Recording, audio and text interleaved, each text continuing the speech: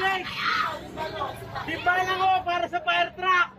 Para makargahan. Naglalagablab na apoy ang gumising sa mga residente ng isang subdivision sa Sitio Bulao, Barangay Muntindilaw sa Antipolo City. Tanaw ang nagangalit na sunog mula sa kalapit na mga bahay. Ayon sa isa sa mga naapektuhang residente, nahirapan silang lumikas lalo't bata pa ang kanilang mga anak. Tanging birth certificate lang daw ng pamilya ni Virgie ang naisalba nila. Muntikan na po maiwan yung anak kong isa, 5 taon po.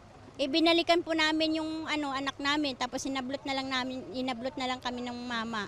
Ilang oras namang naghintay si Rodel sa paghahanap sa kanilang naiwang 73 anyos na nanay.